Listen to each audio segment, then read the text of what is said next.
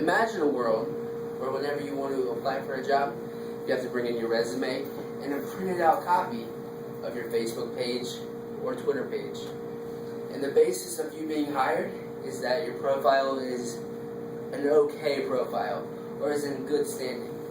Would you be hired? Will your friends or family be hired?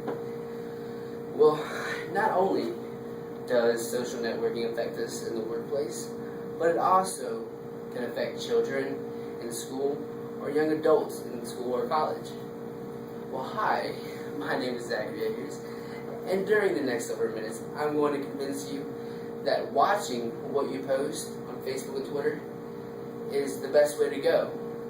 And also, checking what's going on in your newsfeed is a great thing to do as well. According to a survey by CareerBuilder.com, 45% of 2,600 managers check their job candidates' social networking site before they come in for an interview. A recent discussion board saw a picture of a girl that was already lined up for a job.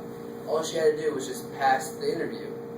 Anyways, they saw a picture of her on her Facebook page of her just lying down, passed out on the bathroom floor.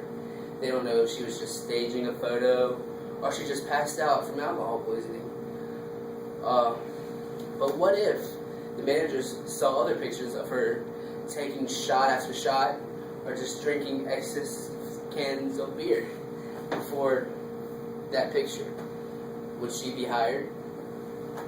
Would you hire her? A city in Montana states that they require all their job applicants to bring in their username and password for their Facebook page, Twitter page, or even if you still use it, MySpace page, before they get hired. They state that that is doing a background check. I'm going to show you this video of a guy who was fired because of what he posted on Facebook.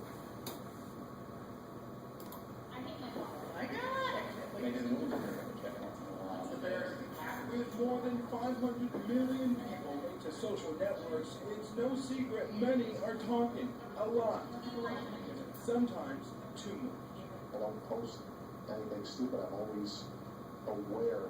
Glenn Bush never thought any of his random thoughts on Facebook would cause him any problems until his comments on the tragic shooting in Tucson. His posting. You can't shoot people you disagree with. She was a moderately conservative Democrat, seemed like a great person. About a day later, Bush got a letter from his boss at Coach for Kids, where he's volunteered since 2008. It is unfortunate that this day has come, but I regrettably must sever our relationship with you. It is essential that we not become involved in public controversy, either in support or in opposition of an issue. It was like a kick and punch. I don't know how to describe it. I just can't believe that just all of a sudden like that, all this work is just gone. In the past 2 years, there's just been an enormous boom in people getting terminated. Access something it finds objectionable, even if it's legal, it could be grounds for firing. Case says employees in the private world often misinterpret freedom of speech. Unless somebody works for, a governmental entity, the federal government, state, local, generally they have no free speech rights. The scrutiny applies. See, he just posted his own opinion on Facebook, and he was fired because of that. But it ends in good news because a couple months later, he was hired back for his job. I have another example. See, I'm where I'm from, and I wait tables, and I'm also a cook on some nights. And a certain coworker complained on Facebook that she hated the job, she hated the pay, she hated the customers, and she even hated the boss, the main boss, who didn't even have a Facebook page. But she was friends with other managers on there that could see everything she posted. But needless to say, she doesn't have a job there anymore.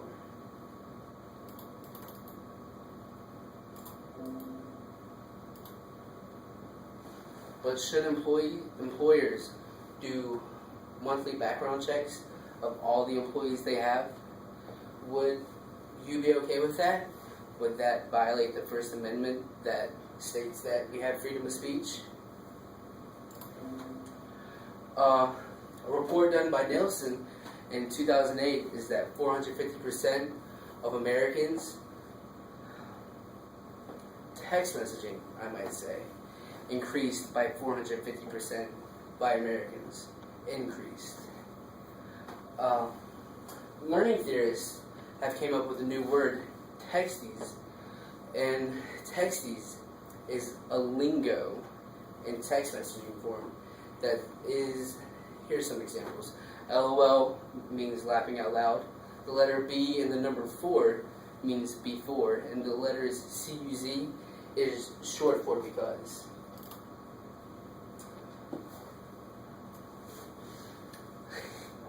There's two different sides in stating if texties isn't okay.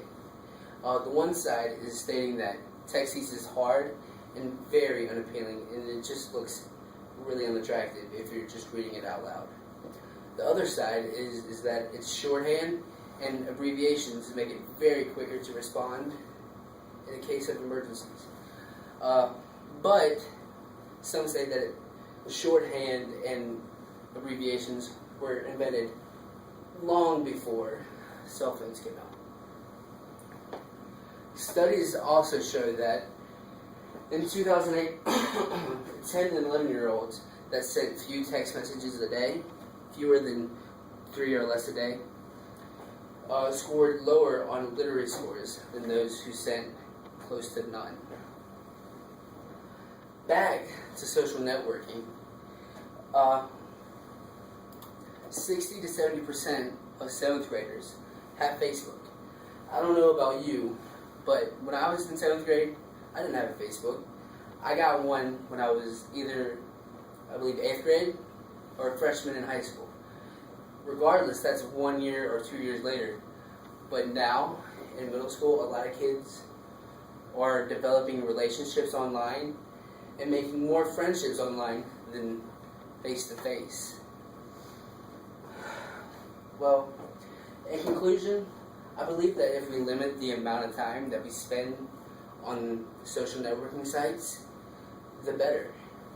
Because one, I just proved that literary scores go down the more time you spend texting on social networking sites, and that you have to watch what you post because you could get fired.